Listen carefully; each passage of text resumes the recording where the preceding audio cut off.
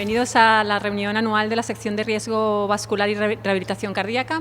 Estamos en Alicante, bastante nerviosos porque la afluencia este año ha sido bastante importante y tenemos muchas cosas que hablar, debatir, muchos temas de actualidad, de lípidos, de diabetes, de rehabilitación cardíaca. Así que ahora estamos con los nervios del inicio, pero estamos seguros de que va a salir todo bien. La rehabilitación cardíaca al paciente con insuficiencia cardíaca avanzada probablemente aportará mucho más de lo que nos imaginamos. De hecho, es una de las situaciones en las que menos rehabilitación se hace, porque es un paciente de alto riesgo y teóricamente con alta probabilidad de muerte súbita, pero sin embargo posiblemente sea el paciente que más se puede beneficiar, incluso más que pacientes con cardiopatía isquémica, sin insuficiencia cardíaca o sin disfunción ventricular.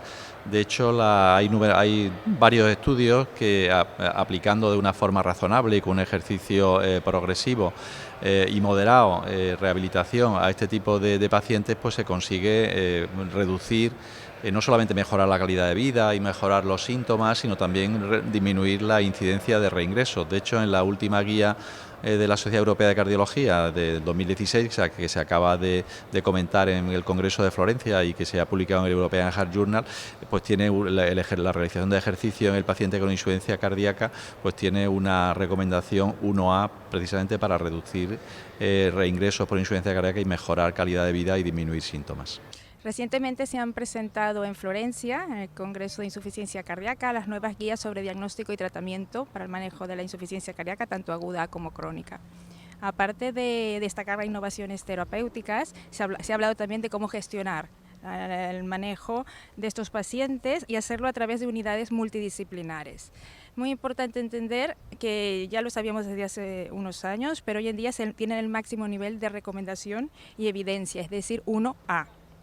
Por lo tanto, a diferencia de lo que pasaba hace unos años que teníamos que justificar tener una unidad de insuficiencia cardíaca en el territorio, en nuestro territorio, hoy en día lo que no es justificable es no tenerla. El documento de posición de la Sociedad Española de Cardiología sobre el uso clínico de los inhibidores de PCSK9 resume las recomendaciones de nuestra sociedad sobre, en la situación actual del conocimiento de esta nueva familia de fármacos tan eficaz en la reducción del colesterol, el colesterol LDL, qué pacientes de forma prioritaria el Sistema Nacional de Salud, el Sistema Público de Salud, debería financiarlo. Creemos que en este momento hay pacientes que se beneficiarían de forma muy importante para lograr un buen control de su LDL y que, como todos sabemos, ese es un elemento central en la reducción del riesgo cardiovascular. Por tanto, es la posición oficial de la Sociedad Española de Cardiología en junio del 2016 para decir qué pacientes de forma prioritaria deben recibir este tipo de compuestos.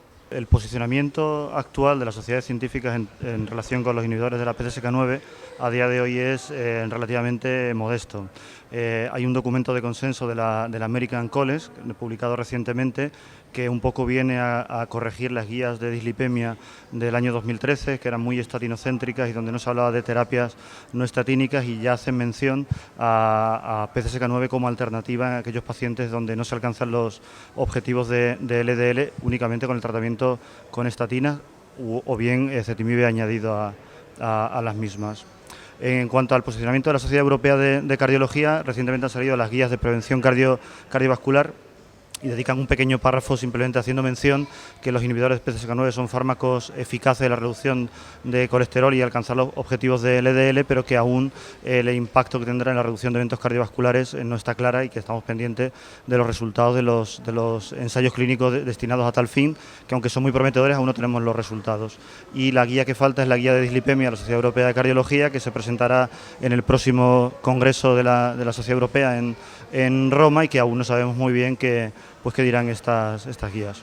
Lo fundamental, hay que hacer rehabilitación cardíaca y entrenar físicamente y atender psicológicamente a estos pacientes. En mi opinión, se trata de mejorarles antes de poner o de hacer terapia de resincronización, porque en algunas ocasiones ya no va a ser necesario llegar a necesitarla. Evidentemente, si el paciente te llega con la resincronización puesta, no le vas a decir ya no hago nada, no. Además, hay que hacer también rehabilitación cardíaca porque va a mejorar a otros niveles. ¿Cómo justificar no prescribir los ACOTs en lugar de los antivitamina K? Bueno, pues es una gran pregunta a la que me gustaría tener una respuesta muy directa. En cualquier caso, no prescribir una cosa que está justificada y está indicada no es buena praxis. Otra cosa es que hayan una serie de cortapisas a nivel de administraciones que varíen a lo largo de todo el territorio nacional, pero tendríamos que prescribir más probablemente, y con esto incluso a medio o largo plazo la sanidad española saldría ganando. Hasta ahora los algoritmos de diabetes van enfocados al control de hemoglobina glicada o al control incluso del peso, pero falta asociar a este algoritmo el perfil clínico del paciente cardiópata, que tiene unas características diferentes al resto de pacientes diabéticos, con lo que es importante incluir un algoritmo que tome en cuenta el perfil de seguridad cardiovascular de los fármacos antidiabéticos para saber cuál no debemos dar y cuáles tienen un perfil de eficacia mayor. El estudio SPRINT trata de saber si pacientes con alto riesgo cardiovascular, una presión arterial de 140 milímetros de mercurio, como señalan las guías, frente a una de 120 milímetros de mercurio, puede producir beneficios en los pacientes. En este sentido, hay que reconocer que el estudio SPRINT tiene resultados positivos, que hay que balancearlos con los efectos adversos, pero que hay que tener en cuenta que ha descartado del estudio pacientes con ictus previo, pacientes diabéticos, pacientes que tienen alto grado de insuficiencia renal y, por tanto, solamente va a beneficiar a un subgrupo muy elegido de estos pacientes.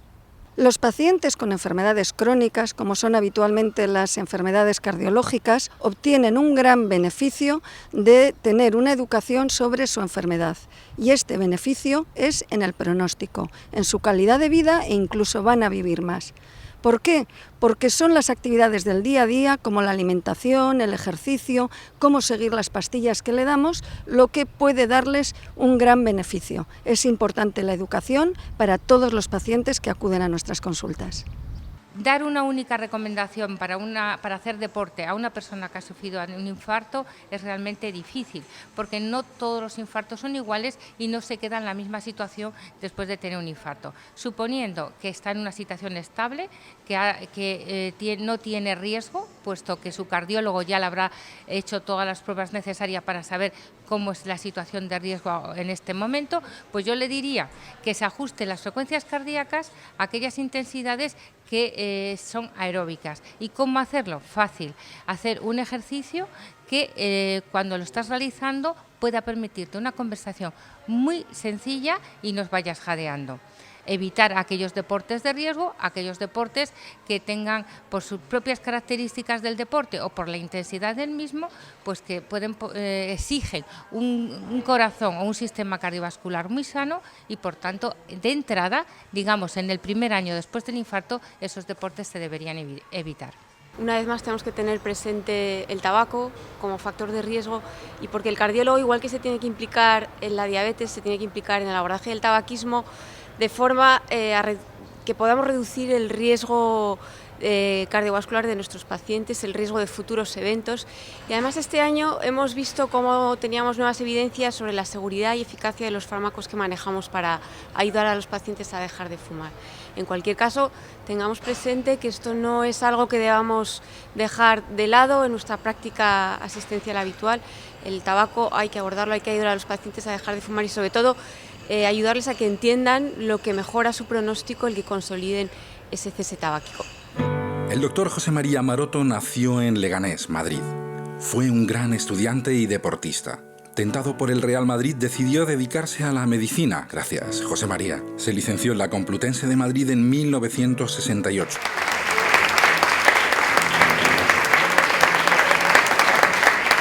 Me siento tan nervioso que si sé esto no hubiera venido, porque a mí este tipo de cosas de verdad que no me gustan. Yo agradezco muchísimo, pero es que me parece fuera de lugar que porque uno trabaje como debe trabajar, le hagan un homenaje. Si es que, y no es falsa modestia, ¿eh? Yo llevo toda mi vida trabajando y bueno, que me ha gustado, me ha encantado, porque está llorando ahí todo el rato. Pero indiscutiblemente yo creo que no hay razón para ello. Bueno, nuestra reunión es una de las reuniones que cuenta con más cardiólogos que se dedican a las redes sociales o que tienen contacto con las redes sociales. De hecho, pues en este congreso ya contamos con un hashtag que es RiesgoSec16 y en el que esperamos que tenga pues mucha vida a lo largo de estos 2 días y que haya mucha información que poder verse, incluso los que no han venido al congreso, y por tanto estar actualizados en el mundo de los riesgo vascular. La verdad es que nosotros como cardiólogos tenemos que cambiar un poco el objetivo de estos congresos, de simplemente hacer algo presencial y que sea útil también para aquellas personas que no han podido venir aquí a Alicante, pero que sí que pudieran estar actualizados en todo de lo que sucede dentro de nuestras reuniones.